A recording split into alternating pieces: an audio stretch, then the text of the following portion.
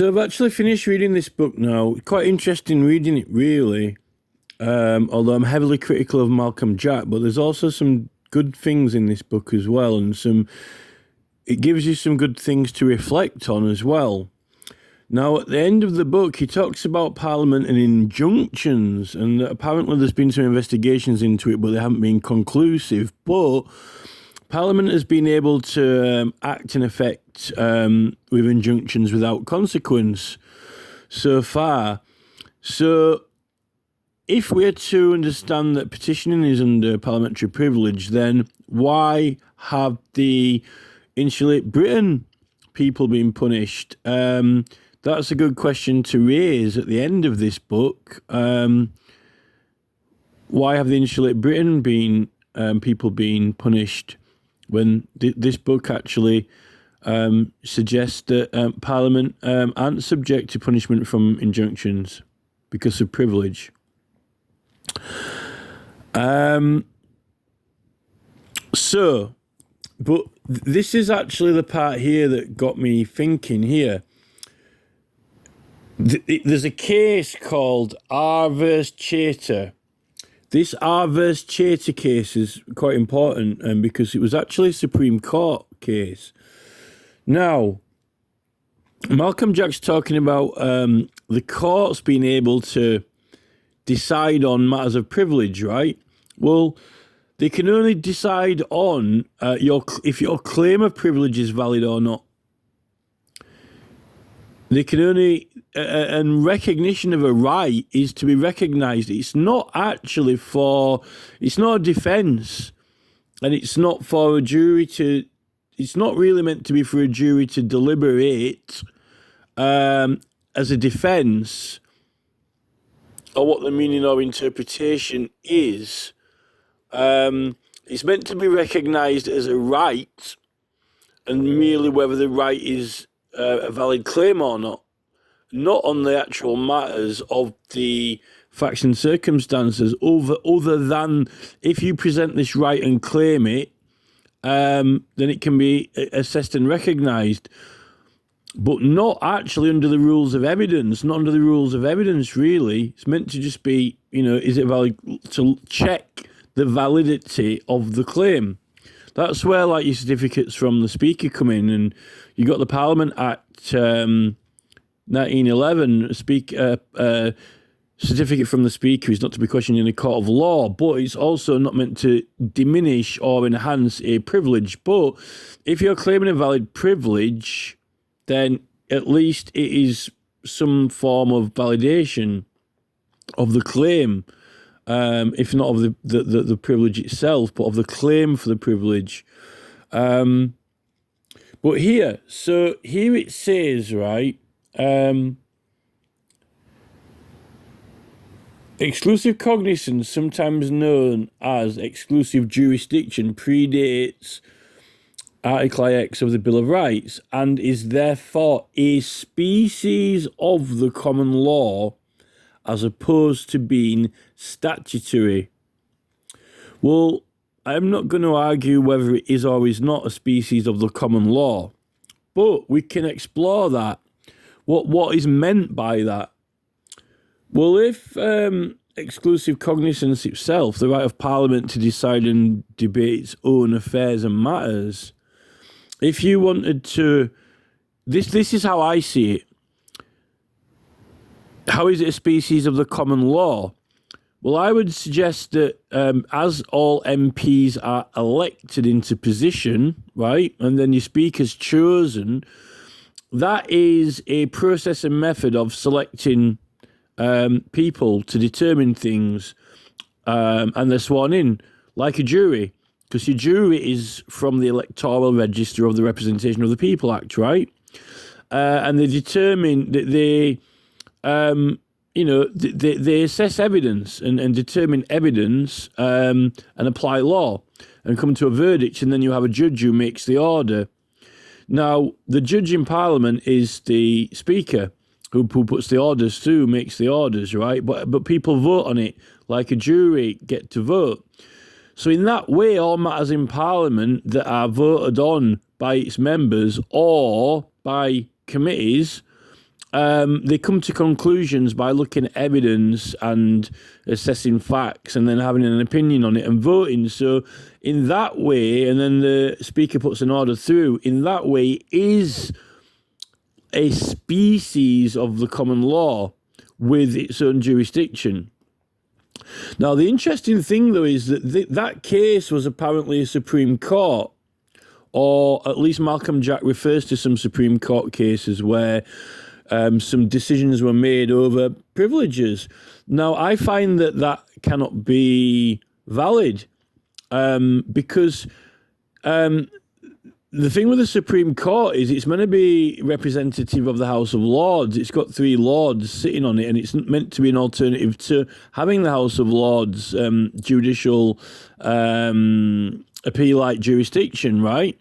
So it is effectively the House of Lords, but in a Supreme Court, right? It's House of Lords alternative, but the Lords aren't allowed to decide matters of the privileges of the Commons, right? That's meant to be an important point, and that's why the courts aren't meant to be allowed to hear matters of Parliament.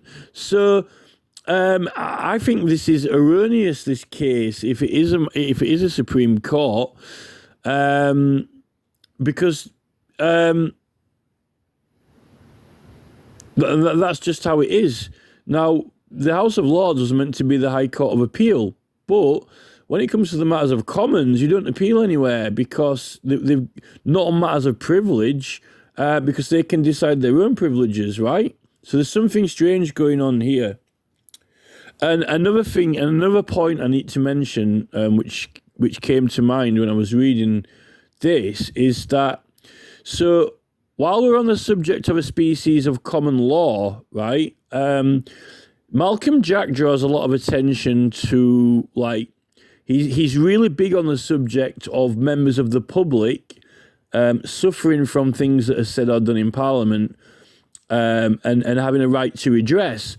That's a little bit like the problems you've got with the right to petition, because petitioners are, putting out political material that could be offensive to certain persons, but is protected. Just like the Sadiq Khan case, when he said that people were petitioning outside his house, yet he's the mayor of London, and they've got a right to complain and have a grievance against him as the mayor or to Parliament for what he did with the ULEZ fines. I mean, the amount of money it's the amount of suffering that those people have they got a right to redress? Well, therefore, it's a response, and therefore not malicious because it's with cause. And usually when you're doing it in Parliament, it is for a redress of something. So they heavily debated this through the 1830s that came to the conclusion of the Parliamentary Papers Act. There was a lot of very deep intellectual debate and discourse about it. And Malcolm Jack seems to be kind of digging all the issue up, but in a very sort of not deeply intellectual manner.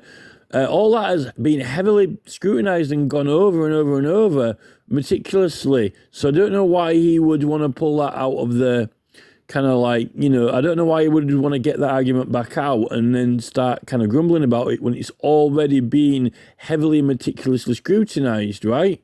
Why he would want to do that again? I think mainly just because it's an interesting subject and he want to procrastinate on it again effectively when there's no problem. And another thing, right, is this, so the jury. Now, this is the thing, right? When he's talking about, should the courts be allowed to hear matters of privilege? Well, after Malcolm Jack wrote this book, they had the 2020 Criminal Procedure Rules, and the 2020 Criminal Procedure Rules have got legally privileged items and information, right? So they decided that, parliamentary papers are protected just as much as other legally privileged items and information, so that they didn't want the courts to use them. Because Malcolm Jack also has got this kind of like big thing on where the courts can use material that is reserved only for Parliament, right, as evidence. Well, they definitely have decided against that by putting the legally privileged items and material into the Criminal Procedure Rules 2020, right? And the thing is that legally privileged items and information also includes, like, in a legal case, communications that aren't necessarily done inside the court, but between a plaintiff and their lawyer. They're protected from the other side using that information. So, I mean, there are lots of informations that are protected, not just, things that are going to Parliament, right? So I think Malcolm Jack may possibly have been unaware of all these other legal protections of information in the legal proceedings. I'm speaking on behalf of a person to a solicitor, and he's not wanting to present a right, and I think that he should do, and we're talking about it, and I said, look, this conversation isn't supposed to be able to be used by the prosecution or police. That was just an example of legally privileged information. So Malcolm Jack, I think he's not taking that into consideration. Now, the other thing, should courts and can courts decide matters of privilege in law? Well, no, they can only decide the claim. They can't say privilege doesn't exist, right? They can only decide whether the claim is valid. Now, usually in a court, if you've got a medical claim, like, you're ill, then they'll check to see if that claim is valid. It's very unusual for them to need to check the law on it. Like, if you've got a sick note, right, no courts check what the law is for presenting it, because they just know what it is. What's important is that a valid claim or not? Is your claim valid? Now, when it comes to privilege, that's as simple as it should be in a court. This person's claiming privilege. Is it a valid claim or not? Yes or no? Thank you. Good day. Bye-bye. That is it.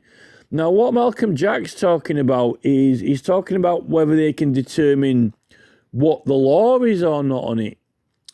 Now, this is the thing. Juries are men who already know the law, right? And the men who know what the privileges are and the rights, but not only if the prosecutor raises the matter up, and not only if the defense lawyer raises the matter up, right?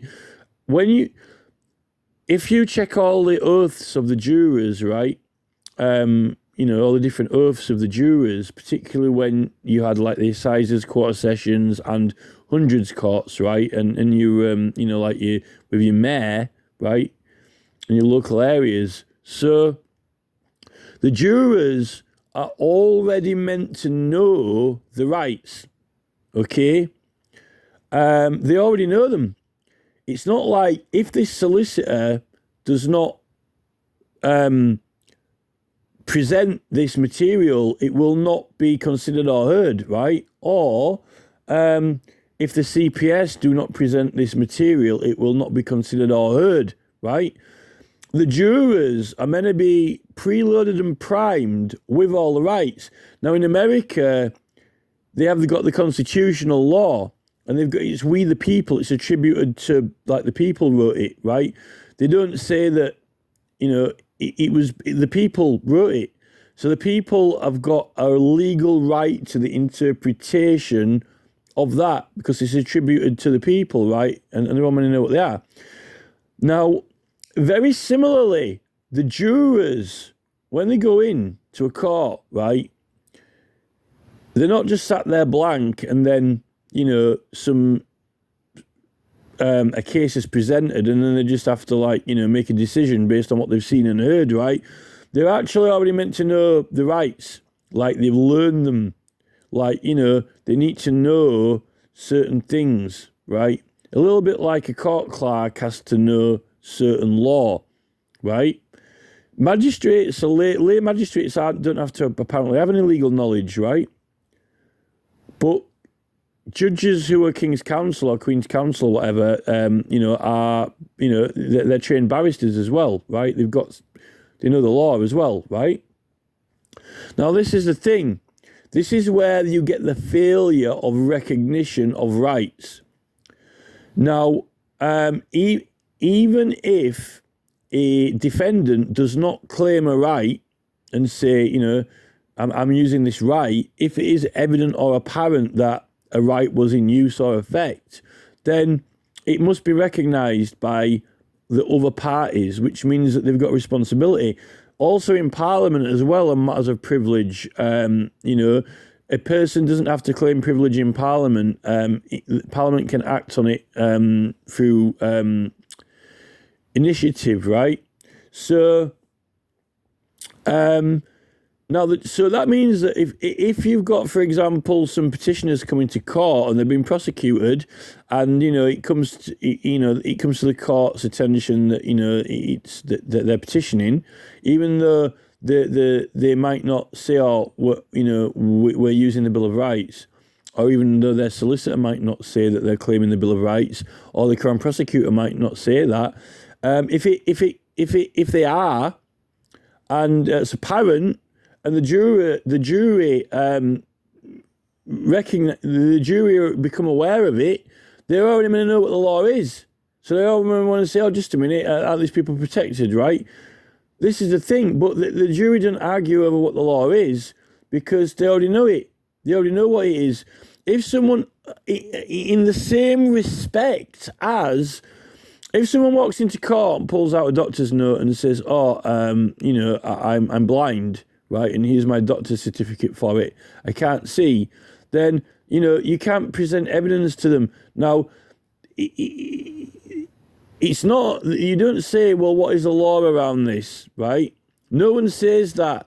What is the law around this? They say, is the claim valid or not? Is this person really blind or not? Is the certificate valid? Right, that is it. Is the claim valid? Right, and then if it is, then obviously they need to make reasonable adjustments in the court because that person can't see. Right, so, but no one, they don't argue what the law around it is because they already know what it is. Right, is the claim valid? Once the claim's valid, then the adjustments have to be made. And there are certain laws around the court to make those adjustments, but that is not the thing that is to be debated. The person claiming that they're blind doesn't have to prove that because they're blind, then they have to, they don't have to prove that the court doesn't have the right to use visual projector screens or video. That's for the court to arrange and sort out itself. The person merely only has to prove that they're blind, right? And if that claim is valid or not, right? Once the claim is valid, then the court has to make arrangements for, whether that they can't see. Now, maybe the court decides that, well, they're not going to provide any audio and only visual, right? And then the lawyer might have an argument about that. But that is nothing to do with whether the person themselves is guilty of the crime or not, because they're not defending themselves, right? They're not defending themselves. That is a matter of court procedure. It's not a matter of the defendant and their rights claim and if they're guilty of an offence or not. It's actually got nothing to do with the charges being brought against the person, right? And this is the thing that Malcolm Jack doesn't understand. The jury are already meant to know what the rights are, okay? Because they're already established in law. But what Malcolm Jack's doing here is arguing over what the rights are and what they mean when they were made in 1688.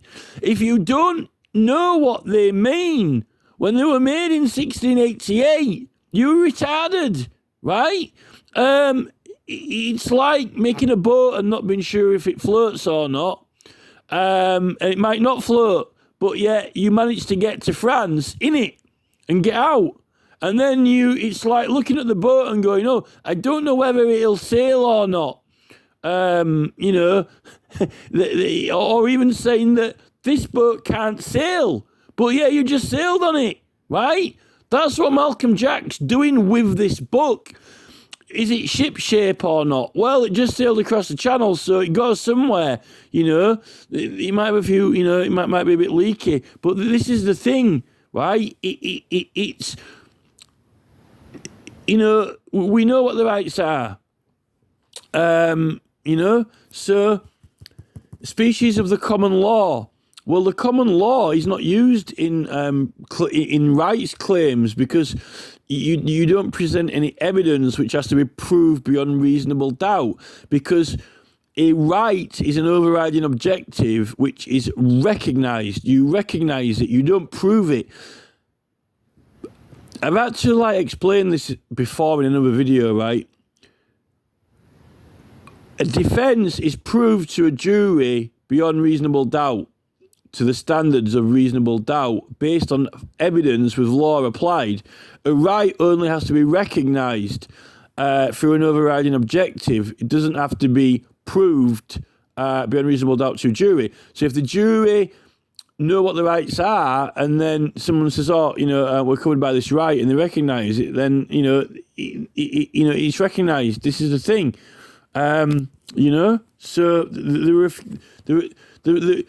what Jack's done in this book is he's blatantly lied at some points, and then he's kind of later on, he's kind of given the answer to it that he knows in a kind of jest. Well, not jest, but in a sort of, you know, he's trying to be First Baron Denman did this. He was you know, he leads you one way and make you think that he's got a totally opposition opinion, and then he comes in with a completely total other. He flips the coin over, right? You know, he leads you along and then flips the coin over and then goes the other way, just for entertainment. You know, makes you think that he doesn't stand up for a right or believe in it, and then he just slams it down. You know, completely and totally advocates for it, and Jack's kind of doing that, but he's not doing it in the way that Baron Denman did it.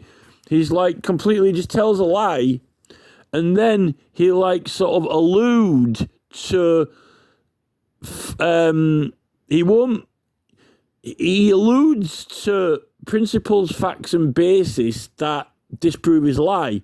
That there might be some, and that he knows what they are, but he won't go and he won't explicitly and blatantly say them, but he will allude to them. And acknowledge their existence after he's just told a lie, right? So these people, they're you know,